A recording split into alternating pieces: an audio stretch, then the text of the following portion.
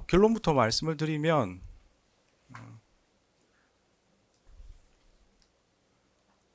그 기존 기일에 있었던 재판 과정에서 이제 감치 재판이 있었는데 관련된 감치 결정은 집행할 예정입니다. 적법한 절차로 인적 사항을 확인해서 구치소에서 요구하는 요건을 맞추어서 집행할 예정입니다. 네. 그리고 추가로 말씀을 드리면 그 감치 신문 절차는 비공개로 진행이 되었습니다. 근데 그 신문 과정에서도 법정 모욕 행위가 있었습니다. 네, 권모라는 자는 재판부를 향해서 해보자는 거냐, 공수처에서 봅시다, 이렇게 진술을 했습니다. 네, 이 부분은 기존의 감치 결정에 포함이 안 된 별도의 법정 질서 위반 행위입니다. 법정 모욕 행위입니다. 이에 대해서는 별도로 감치 재판이 진행될 예정임을 말씀을 드립니다. 네, 추가로 저번 기일에 윤석열에 대한 정인신문 후에 방청석에 있던 사람 중에 한 명이 윤석열이 퇴정할 즈음에 윤석열을 지지한다는 구호를 외치고 법정 밖으로 나간 사실이 있습니다. 재판부에서는 법정 소란을 한 후에 도주한 것으로 봅니다. 그래서 저희 재판부는 방청권에 따라서 방청이 이루어지기 때문에 인적 사항 확인이 가능한 것으로 보이고 여러 사람이 목격을 했습니다.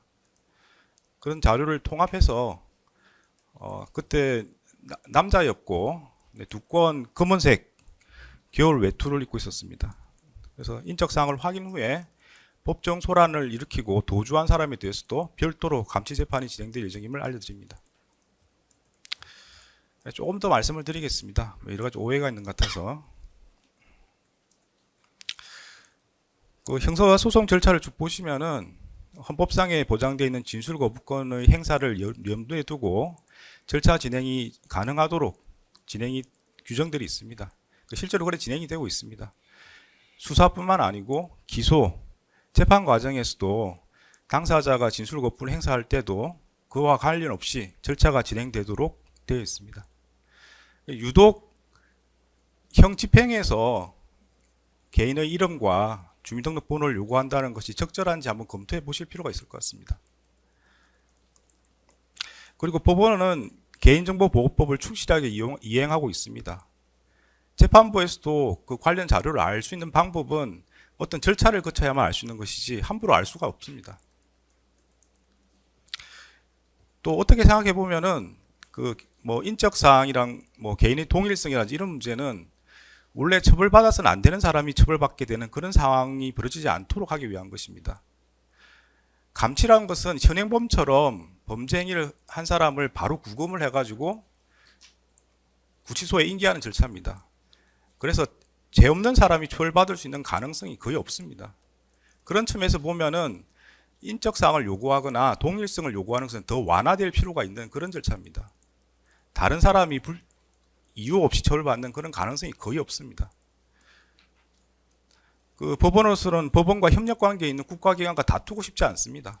이 사건의 책임이 누구에게 있는지 그걸 논의하는 게 중요한 게 아니고 다시는 이런 일이 벌어지지 않도록 제도 보완이 필요하다는 걸 말씀을 드립니다.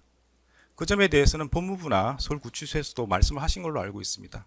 제도 보완이 필요하다고 하면 신속하게 제도 보완이 돼서 다시는 이런 일이 없도록 하는 게 중요하다고 생각합니다.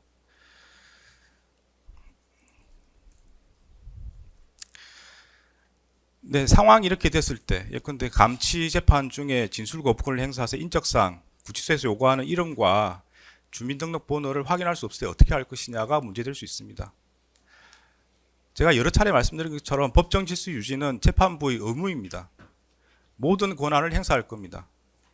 따라서 이와 유사한 상황이 반복된다면 법정 질서 위반을 한 사람에 대해서는 현행범으로 체포해서 경찰에 바로 인계하겠습니다.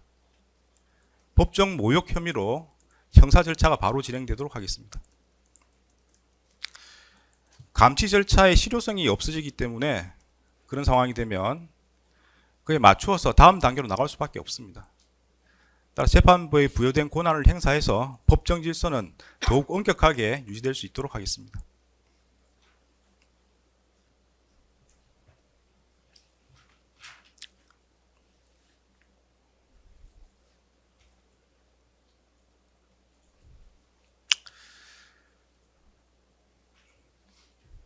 네, 지금 문제가 있는 2명에 대해서는 형사 조치에 대해서는 협의 중입니다. 구체적인 내용이 정해지면 별도로 말씀을 드리도록 하겠습니다.